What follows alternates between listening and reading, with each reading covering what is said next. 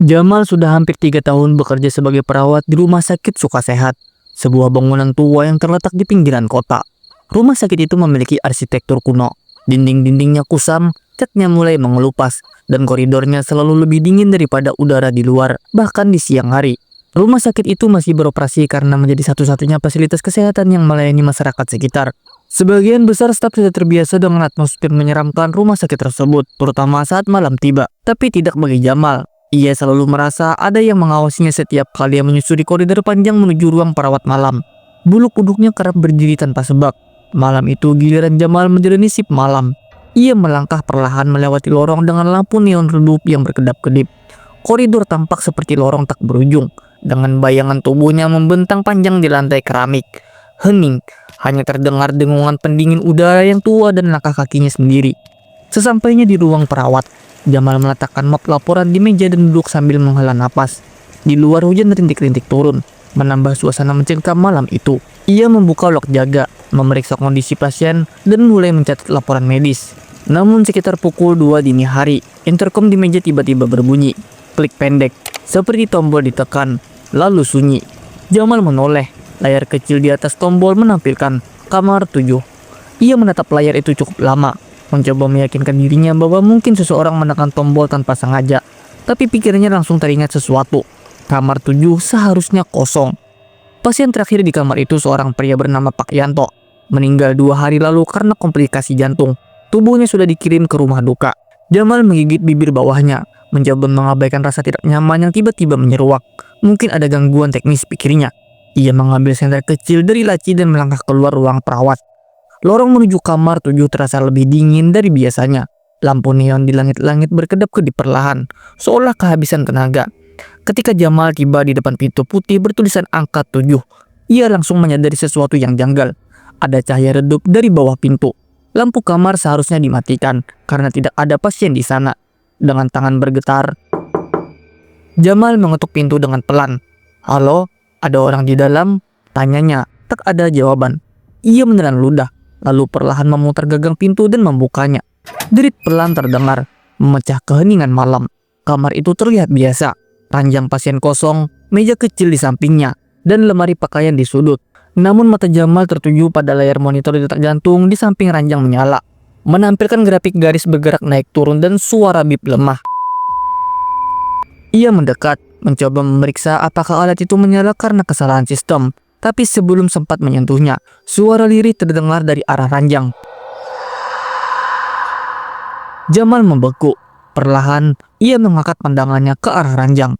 Di sana berbaring sosok yang sangat dikenalnya, Pak Yanto. Kulitnya pucat kehijauan, matanya terbuka lebar menatap langit-langit, dan tubuhnya kaku seperti mayat.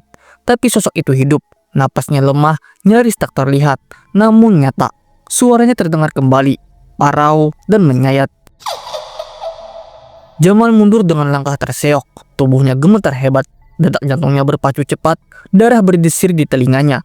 Ia hampir terjatuh ketika berbalik dan berlari keluar dari kamar. Pintu dibanting tertutup di belakangnya. Suara keras menggema di lorong kosong. Langkah-langkahnya bergema saat ia berlari menyusuri koridor kembali ke ruang perawat. Ia tidak peduli lagi dengan protokol, tidak peduli apakah ada kamera atau tidak. Ia hanya ingin keluar dari bangunan itu. Saat tiba di ruang perawat, ia hampir menabrak Rina, rekan kerjanya yang baru kembali dari ruang obat. "Jamal, astaga, kenapa kamu pucat sekali?" tanya Rina dengan panik. Jamal terengah, matanya liar, tubuhnya masih gemetar. Kamar 7, ada seseorang di sana. Pak Yanto, dia di ranjang, dia bicara, bilang belum waktunya." Rina terdiam mendengar itu. Ia memandang Jamal dengan raut bingung, lalu perlahan menghela napas panjang. "Aku lupa bilang sesuatu. Sebelum meninggal, Pak Yanto sempat bilang ke dokter jaga." Ia berbisik, katanya, "Belum rela pergi, masih ada sesuatu yang harus diselesaikannya di rumah sakit ini." Jamal tidak bisa memejamkan matanya selama sisa malam. Ia duduk di ruang perawat, menatap kosong ke layar komputer. Setiap kali suara klik terdengar, ia langsung menoleh panik. Beberapa hari setelah kejadian itu, kabar tentang gangguan di kamar 7 menyebar di antara para perawat. Banyak yang mulai melaporkan suara intercom dari kamar tersebut. Meski tidak ada siapapun di sana, beberapa mengaku melihat bayangan melintas di lorong saat malam. Ada pula yang mendengar suara monitor detak jantung berbunyi meski alatnya sudah dilepas dari sambungan listrik. Manajemen rumah sakit awalnya bersikap skeptis. Namun setelah insiden seorang cleaning service pingsan setelah melihat sosok berdiri di sudut kamar 7, kamar itu akhirnya dikosongkan permanen, bahkan ditutup dengan gembok dan tidak pernah dibuka lagi. Namun Jamal masih merasa terus diawasi. Setiap kali melewati lorong menuju kamar 7, ia merasakan hawa dingin menusuk kulit dan tatapan yang menghantui dari balik pintu tertutup itu. Rasa penasaran akhirnya mengalahkan ketakutannya. Pada malam libur, Jamal menyelinap ke ruang arsip. Ia mencari berkas medis Pak Yanto dan menemukan satu folder bertuliskan Yanto Sugiarto, jantung atau psikiatri. Dalam catatan itu tertulis bahwa Pak Yanto pernah beberapa kali mengalami gangguan psikis setelah kematian putranya akibat kelalaian medis. Ia sempat dirawat di SRJ sebelum akhirnya dibawa ke rumah sakit Sukasehat karena komplikasi jantung. Catatan terakhir dari psikiater mencatat bahwa Pak Yanto sering mengigau tengah malam, mengaku melihat anaknya duduk di sudut kamar. Dia belum tenang, aku harus menemuinya. Aku belum minta maaf. Malam itu, Jamal mendapat giliran jaga malam lagi. Ia merasa seperti dipanggil kembali ke kamar 7. Setiap pukul 2 dini hari, suara klik dari intercom kembali terdengar. Kamar 7. Namun kali ini, Jamal tidak lari. Ia membawa tasbih kecil di tangan dan berjalan pelan ke lorong itu. Jantungnya berdetak cepat, namun langkahnya mantap. Sesampainya di depan kamar, ia melihat cahaya samar dari sela pintu. Ia mengetuk, lalu membuka perlahan. Ranjang itu masih kosong, namun di ujung ranjang duduk seorang anak kecil, bayangan transparan dengan wajah polos. Matanya menatap Jamal, lalu beralih ke sisi ranjang. Jamal mengikuti arah pandangan anak itu. Di sana, Pak Yanto berdiri, menatap anaknya dengan mata berkaca-kaca. "Maafkan ayah," bisiknya lirih, sebelum tubuhnya memudar perlahan, disusul oleh sang anak.